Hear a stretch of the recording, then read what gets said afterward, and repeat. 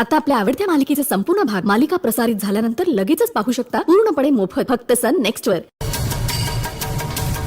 तिने तुझा जीव घेतलाय। मी तिचं तोंड उभे आयुष्यात बघणार नाही, नाही बघणार।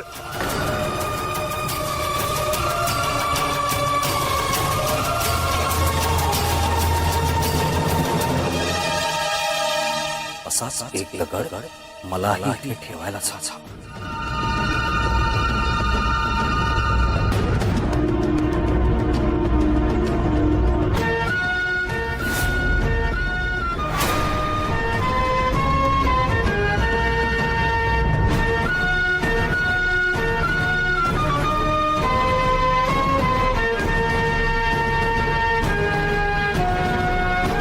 भूषणराव जी चला।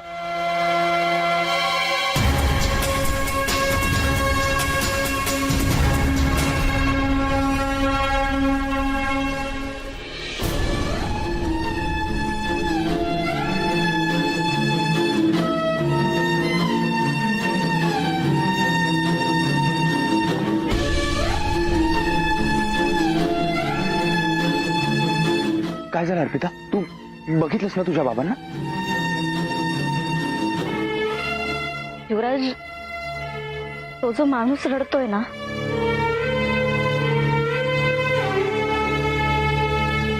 ते ना मला माझे बाबा वाटताय। आणि ते मूल मी। अर्पिता, अर्पिता प्लीज असा विचार नको करूस।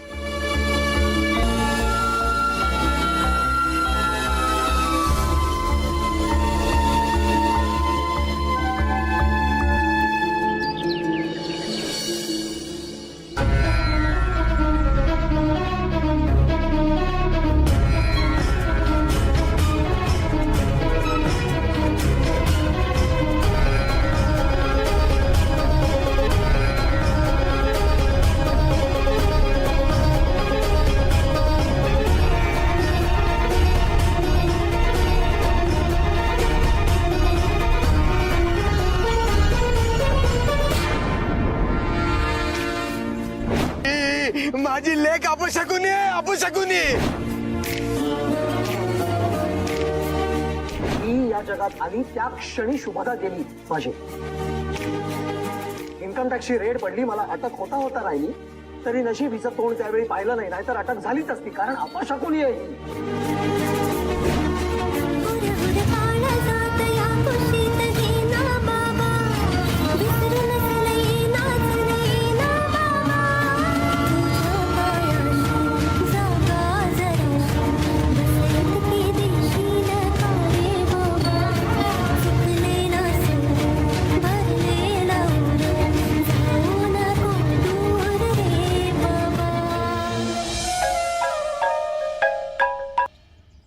हाँ गाडगे बोल सर, इन्कम टॅक्स डिपार्टमेंट कडून इन्क्वायरी आली आहे आणि सकाळी रेड पडली। काय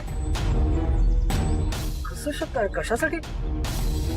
आपले व्यवहार सगळे ट्रान्सपरंट आहेत, आपण रिटर्न्स वेळेत फाईल केले तर काय म्हणजे? नो सर, सर तुमची कोणाशी रायव्हलरी आहे का? तसं ठीक आहे, मी 3-1 तासात पोहोचतोच आहे, आल्यावर बघतो। तोपर्यंत काही करू नका, कोऑपरेट करा। Okay sir. हाँ ठीक है, ठेव, बाय।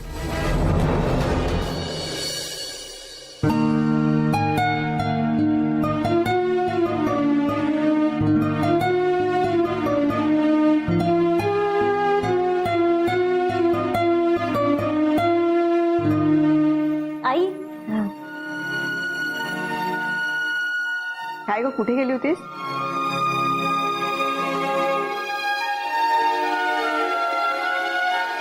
तू आधी मला सांग, तू कसला विचार करत होतीस? मी विचार काहीच नाही ग, असं जनरल मोबाईल मध्ये काहीतरी बघत होते। आई, तू का थांबलीस इथे? तू खरंच आज जायला हवं होतंस घरी। हे कोण ठरवणार, तू का मी? मला माहितीये तू तू नाही राहू शकत बाबांशिवाय. तुला याचं प्रूफ हवंय ना? अगं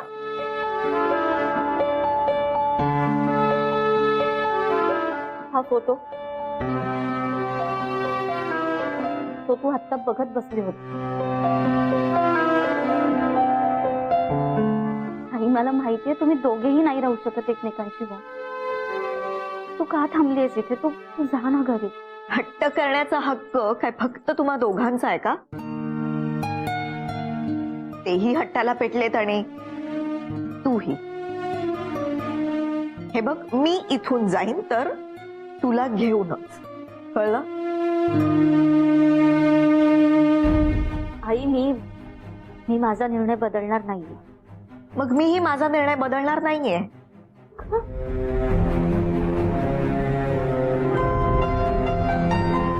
आई, आता मला ना खरंच खूप भीती वाटायला लागलीये. माझ्यामुळे कुठे तुमच्या दोघांमध्ये दुरावा नको यायला. माझं ठीक आहे, मी असले काय नसले काय बाबांना काहीच फरक पडणार नाही. पण हवी आहेस का त्यांना? आणि तू अगं, आमचं नातं काही इतकं गच्च नाहीये आणि आमच्यात काही भांडण झालं नाहीये किंवा गैरसमजही नाहीये, हो की नाही? आता याचं तू टेन्शन घेऊ नकोस प्लीज.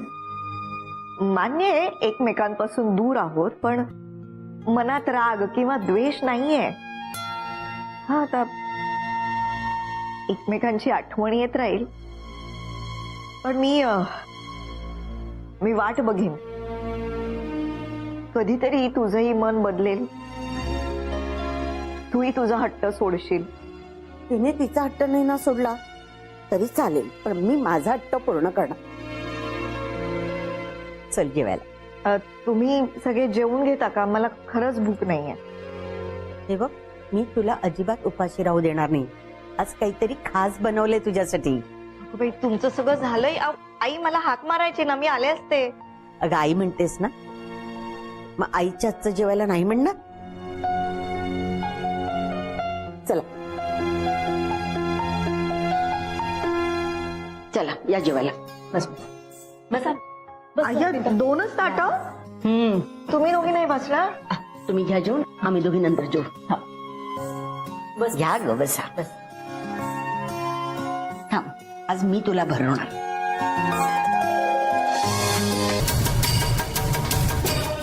तिरीच तुझा जीव घेतलाय. मी तिचं तोंड उभे आयुष्यात बघणार नाही बघणार.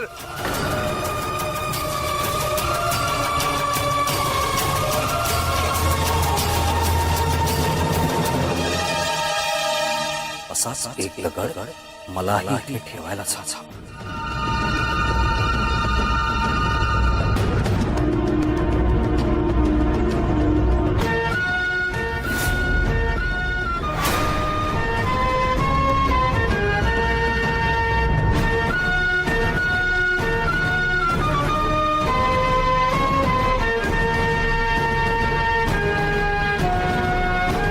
भूषणराव जी, चला.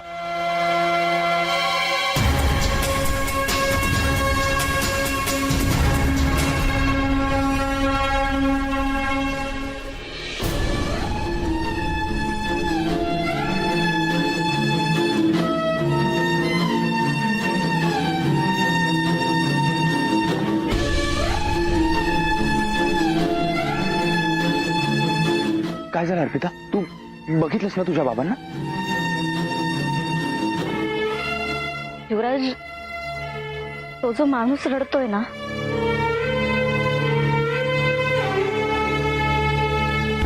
ते ना मला माझे बाबा वाटताय. आणि ते मूल मी. अर्पिता प्लीज असा विचार नको करूस.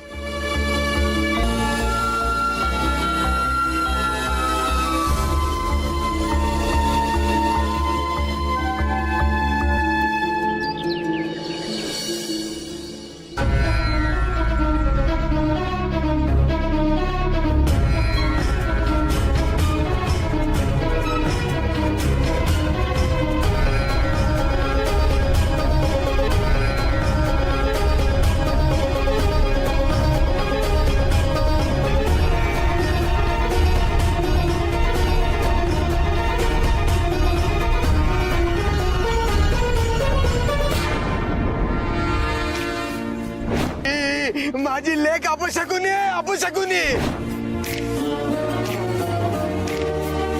ती या जगात आली त्या क्षणी शुभदा गेली माझी. इन्कम टॅक्सची रेड पडली, मला अटक होता होता राहिली, तरी नशीब हिचं तोंड त्यावेळी पाहिलं नाही, नाहीतर अटक झालीच असती, कारण अपशकुनी आहे ही.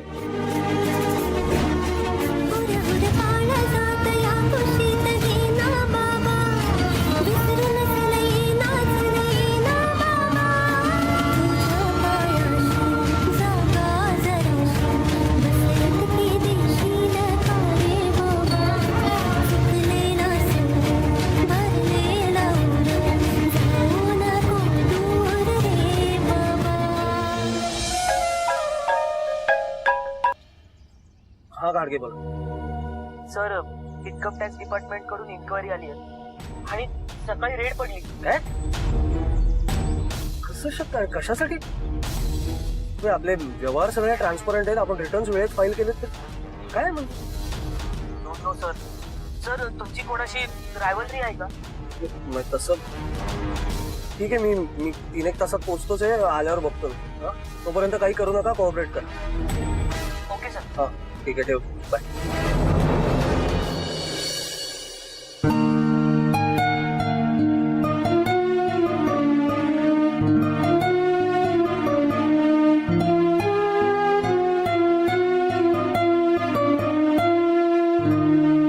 आई, काय ग, कुठे गेली होतीस?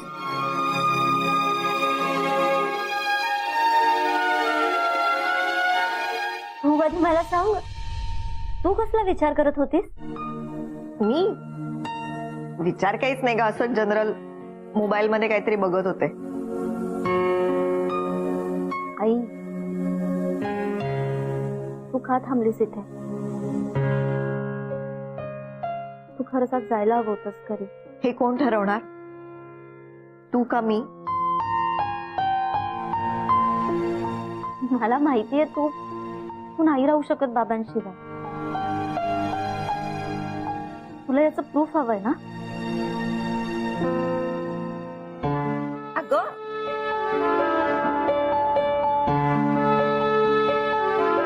हा फोटो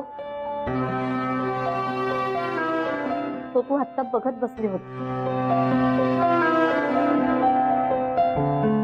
आणि मला माहितीये तुम्ही दोघेही नाही राहू शकत एकमेकांशिवाय. तू का थांबलीयस इथे? तू जा ना घरी. हट्ट करण्याचा हक्क काय फक्त तुम्हा दोघांचा आहे का?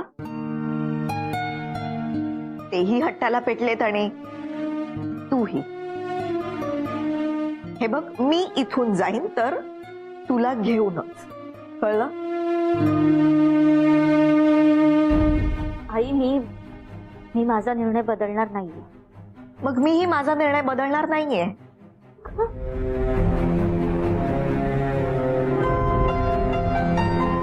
आई, आता मला ना खरंच खूप भीती वाटायला लागली आहे. माझ्यामुळे कुठे तुमच्या दोघांमध्ये दुरावा नको यायला. माझं ठीक आहे, मी असले काय नसले काय बाबांना काहीच फरक पडणार नाही, पण हवी आहेस का त्यांना? आणि तू? अगं, आमचं नातं काही इतकं गच्च नाहीये आणि आमच्यात काही भांडण झालं नाहीये किंवा गैरसमजही नाहीये, हो की नाही? आता याचं तू टेन्शन घेऊ नकोस प्लीज. मान्य आहे एकमेकांपासून दूर आहोत, पण मनात राग किंवा द्वेष नाहीये. हा, आता एकमेकांची आठवण येत राहील, पण मी वाट बघीन. कधीतरी तुझंही मन बदलेल, तूही तुझा हट्ट सोडशील. तिने तिचा हट्ट नाही ना सोडला तरी चालेल, पण मी माझा हट्ट पूर्ण करणार. चल जेवायला. तुम्ही सगळे जेवून घेता का? मला खरंच भूक नाहीये. हे बघ, मी तुला अजिबात उपाशी राहू देणार नाही. आज काहीतरी खास बनवले तुझ्यासाठी. अगं बाई, तुमचं सगळं झालंय. आई मला हाक मारायची ना, मी आले असते. अगं, आई म्हणतेस ना, मग आईच्या हातचं जेवायला नाही म्हणणार? चला चला, या जेवायला. बस बसा. 2च ताटं? तुम्ही दोघी नाही बसणार? तुम्ही घ्या जेवण, आम्ही दोघी नंतर जेवू. बस घ्या ग, बसा बस. थांब, आज मी तुला भरवणार. क्यों बाबा? आजी, जगातला बेस्ट बाबा आहे ना ग हा. म्हणजे अगं किती आनंद झाला त्याला, आणि त्याच्या आनंदातच आपल्या दोघींचा आनंद. हो ना, अगं गेली 20 वर्ष प्रयत्न करतो तो, शेवटी यश मिळालंच त्याला. जिद्द, अगं जिद्द म्हणतात याला पियू, आणि म्हणूनच तर आयुष्यात इतका यशस्वी आहे तो. पियू लहानपणी मी याला एक गोष्ट ऐकवायचे, आणि त्याला खूप आवडायची ती गोष्ट. आणि तुला माहितीये का पियू, त्या गोष्टीचं सार काय होतं? दुसऱ्याच्या सुखात आपलं समाधान. आणि आता तर ह्याचं समाधान झालंच असेल ना, कारण अर्पिता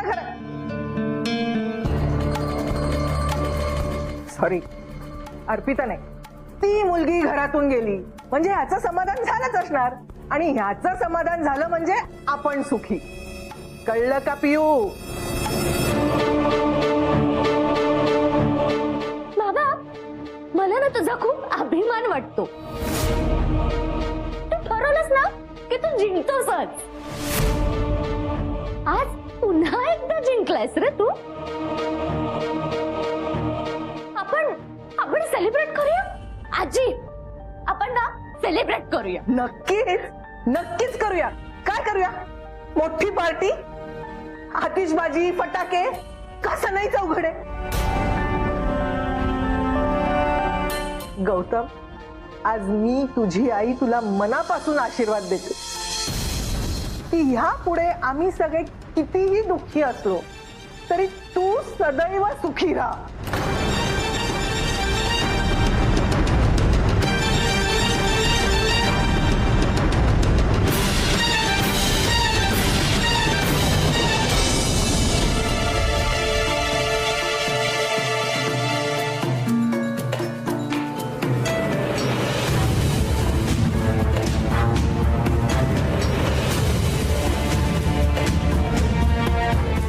माझं नाही चुकलंय काही. मला माहितीये माझं काही नाही चुकलंय.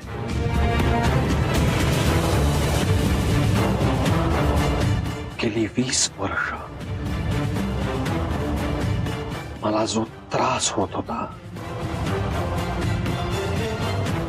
जे मी सहन करत होतो, ते हे या लोकांना सांगूनही कळणार नाही. आणि आता मी मोकळा झालोय, हलकं वाटतंय. माझं काही चुकलेलं नाहीये.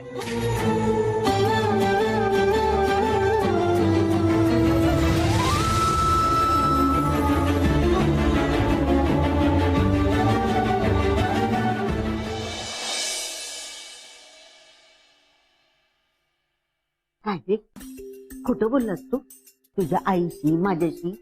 हा, तुझी आई तर सांगत होती खूप शिकलेला आहे, इंजिनियर झालाय. हो आजी, मी ना बीटेक केलंय. बीटेक? अगं म्हणजे ते ना इंजिनियर सारखंच असतं. आमच्या गावात वर्षाला एखादाच 12वी पास होतो. इंजिनियर भेटले ते जाऊ. तूही खूप शिकलेला आहे, दृष्ट काढायला हवी ग तुझी. तुझी आई म्हणत होती ते मात्र बरोबर आहे. एवढं रक्ताचं पाणी करून एवढं शिकवला, मोठा केला, तो काय गौतमरावांचा गार्ड म्हणून काम करायला? काही नोकरी घेतलीस तू? हा, अर्पितासाठी ना. मला माहिती, माझे आशीर्वाद आहे तुम्हा दोघांच्या पाठीशी. आणि तुमच्या दोघांच्या मध्ये तर तिथे ते वडील आले ना, तर 2 रट्टे आणि. आजी, पण हे विसरू नकोस, मी त्यांचा बॉडीगार्ड आहे. असू दे असू दे. हा,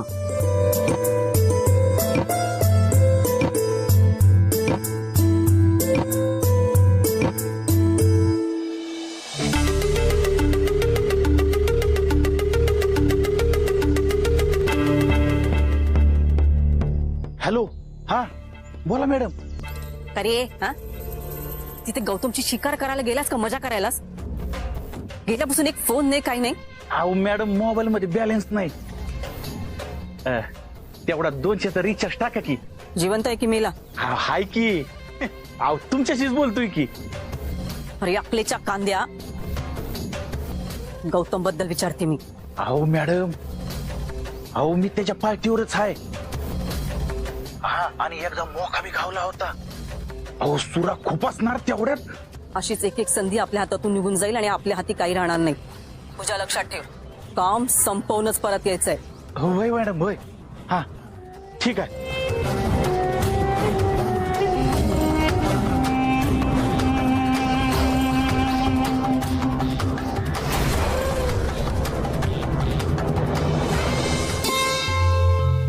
आम्ही खेड्यातली माणसं देवाला मान देतो, देवावर भार टाकून जगतो. हे आपल्या घरातलं देवघर. जागृत आहे. घरातल्या कुठल्याही व्यक्तीवर कठीण प्रसंग आला ना की इथे येऊन कौल मागितला जातो. तुझी आई सुद्धा तिच्या आयुष्यातले सगळे महत्वाचे निर्णय इथेच येऊन घेत असे. अगदी शिक्षणापासून लग्नापर्यंत.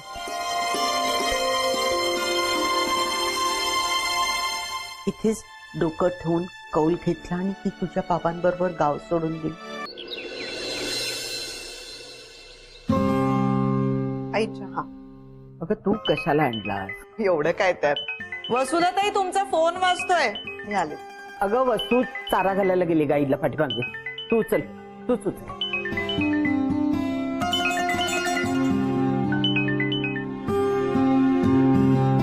हॅलो. हॅलो मॅडम, अहो आपण समजतो ना तेवढं सोपं नाही हे काम. अहो इथं साहेबाकडे न पिस्तूल हाय आणि साहेबाचं एक जबरी वैरी बी हाय. इथं कुणीतरी बाय हाय. त्या बाईचं आणि साहेबाचं बोलणं मी ऐकलं. अहो अहो तुम्ही काय बोलताय मला कळत नाहीये. मी मंजिरी बोलतेय. गौतम साहेबांची बायको वसुधाताई. कोण बाई? वैरी वगैरे काय बोलताय तुम्ही? आणि पिस्तूल? काय भानगड आहे ही सगळी? अहो नाही नाही काय नाही. अहो त्याचं काय, मॅडमनी न मला एका माणसाला भेटायला सांगितलं होतं. हा त्याच्याबद्दलच बोलत होतो मी. ऐका ना मंजिरीताई, मॅडम आल्या ना की त्यांना मला एक फोन मारायला सांगा. बर आल्या आल्या. एक मिनिट. भुजंगचा फोन आहे. हा बोल. हा मॅडम, अहो साहेबाला भेटायला नाही एक बाई आलती. Hello hello hello. एक मिनिट ऐकू येत नाही. हॅलो. मी आलेच आई. हॅलो. हा बोल. हा मॅडम, अहो साहेबाला भेटायला नाही एक बाई आलती. लईच डेंजर आहे. अहो त्या दोघांनी एकमेकांवर पिस्तूल रोखलं होतं. काहीतरी जुनं वैर आहे. हा काय नाव काय म्हणाला? काय बरं, मेनका का काहीतरी. म्हणजे नीट ऐकलं नाही पर हा हा मेनकाच नाव होतं. होय. सगळी माहिती काढते बाईची. वैऱ्याचा वैरी आपला मित्र. लक्ष ठेव सगळीकडे. आणि काम झालं की लगेच परत ये. बर बर ठीक आहे. ठेव तुम्ही फोन. विचार तर होता गौतमला या गावातल्या मातीत पुरायचा. भुजंग आता त्याला त्याच्या घरातच पुरेल.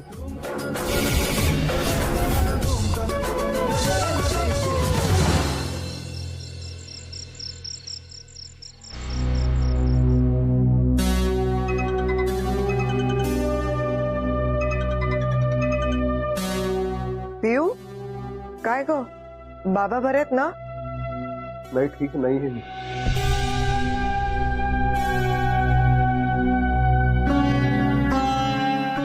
5 वेळा फोन केला माझ्या नंबरवरून पण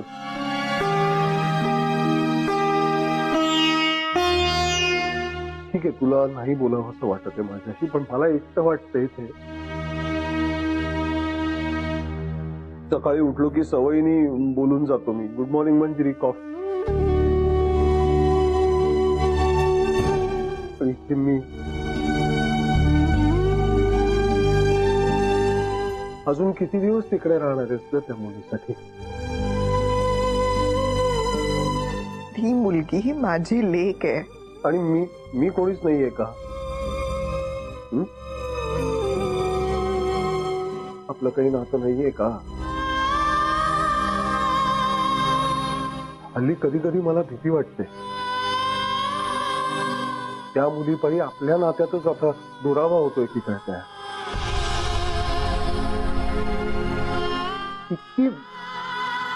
इतकी महत्वाची होऊन बसली का ग ती?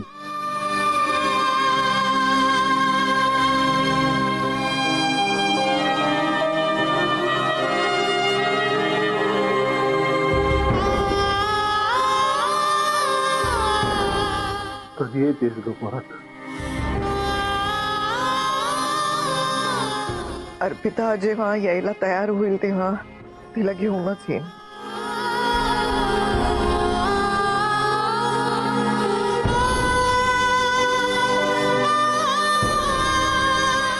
बरं ऐक, तुला एक महत्वाची गोष्ट सांगायची. तिथे मेनकाने पुन्हा डोकं वर काढलं. माझ्या बाबतीत घडणारी प्रत्येक गोष्ट तिला कुठून माहित नाही पण कळते. म्हणजे अगदी आपण सगळे गावी गेलो होतो हेही तिला आता माहितीये. तुम्ही परत आला नाही आहात हेही तिला माहिती. त्यामुळे ती तिकडेही तुम्हाला त्रास देऊ शकते असं वाटतंय मला. काळजी घे.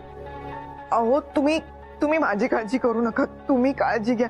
मी एक काम करते, मी ना युवराजला तिकडेच पाठवते, म्हणजे तो तुमच्या बरोबर असेल सतत. नाही, अजिबात नाही. अहो युवराज तिथेच असणार आहे तुमच्या बरोबर. तुम्ही फक्त काळजी घ्या आणि जरा अलर्ट राहा. तुम्ही पण काळजी घ्या. लवकर घे.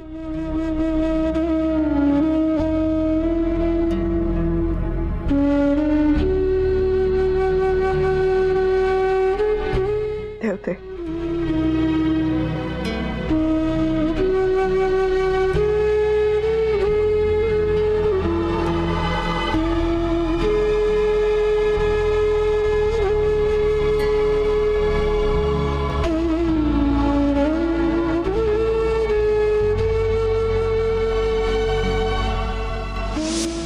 बायको बरोबर सेल्फी काढतोय, त्याला कसली आली काळ वेळ?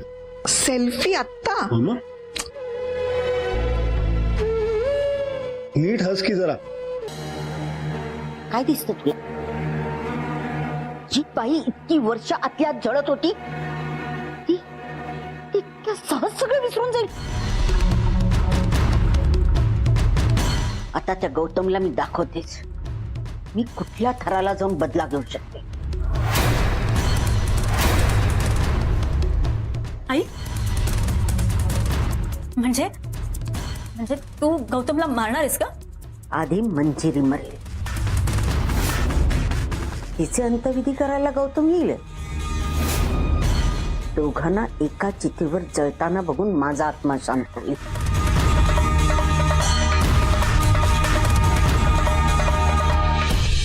आई तू माझ्या 4 पावलं पुढे निघालीस की. तुला मस्त केलंस ग प्रेमाचं सोंगे. तू तर बोलूच नकोस. गौतम गावात येण्याआधीच तू त्याला संपवला असतास. कुठे गेली तुझी सोडाची भावना? कुठे गेला तुझा राग? 20 वर्षाचा वनवास विसरलीस तू? आई असं नको ना म्हणूस. मीच तुझी खरी मुलगी आहे. अगं तुझंच रक्त वाहतं या धमन्यांमध्ये. म्हणून तर मी गौतमवर पहिला वार केला गावच्या वेशीवर. देवळात हल्ला घडवून आणला. आता आत्ताही भुजंग त्याच्याच बरोबर आहे का? त्याच कामासाठी नाणेविधीला जाणं मीच घडवून आणलंय त्याचं. आता सांग, आहे की नाही मी तुझी खरी मुलगी? नाहीयेस.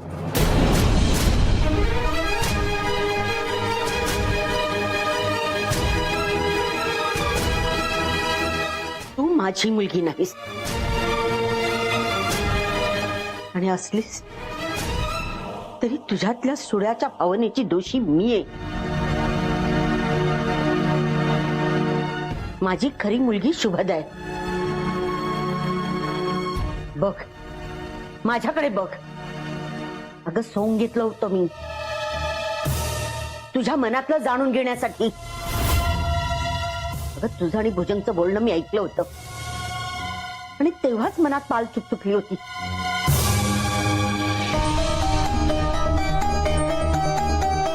बघ, या आरशात बघ स्वतःला. दिसतोय ना त्याच्यात तुला तुझा सुंदर गोरापान चेहरा? पण मला मात्र दिसते ती एक चेटकीण नागिण.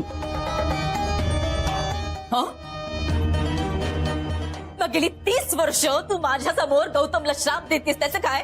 हो, मान्य आहे मला. पण गौतमला, त्याच्या कुटुंबाला जवळून बघितलं, भेटले, बोलले, तेव्हा कळलं ते झालं ते नशिबाने झालं. त्याचा दोष गौतमला का? म्हणून मी गौतमला माफ केलं. अगं बाप लेकीत जवळीक यावी म्हणून पूजा घातली. अर्पिताच्या निरागस हसण्याने सगळी जळमट दूर झाली. पण तू का हा सुडाचा वणवा पेटता ठेवलायस? अगं विसर तो इतिहास. नाही, मी नाही विसरू शकत. तू विसरू शकतेस पण मी नाही.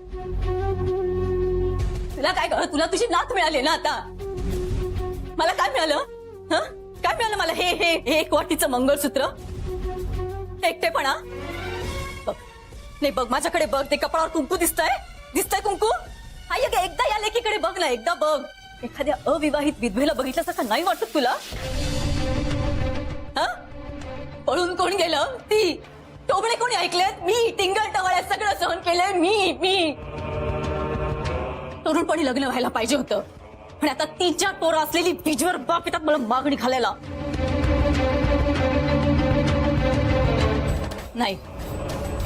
नाही, ज्याच्यामुळे माझं आयुष्य उद्ध्वस्त झालंय त्याचा सुखी संसार मी नाही बघू शकत. मी ज्या आगीतात जळतीये त्या आगीत मला गौतमला हुरपळून काढायचंय. वसुधा उद्ध्वस्त झाली तो तिचा इतिहास, पण आता गौतम उद्ध्वस्त होईल तो येत्या काळाचा इतिहास.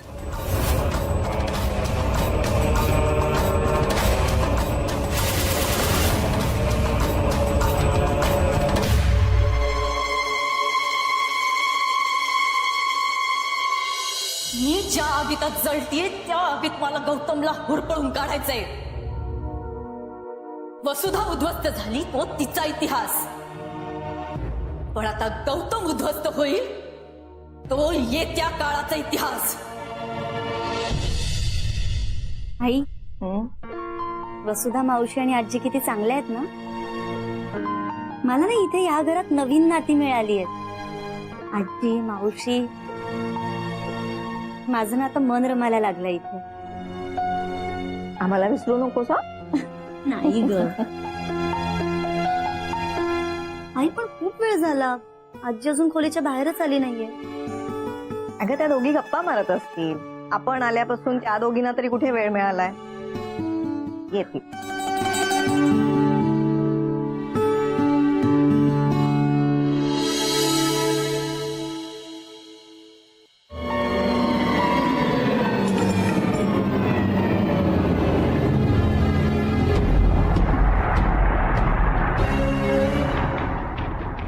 गाडीत आता जागा आहे ना, तर भुजंगला घेऊन जा ना बरोबर. 2 दिवस राहून येईल.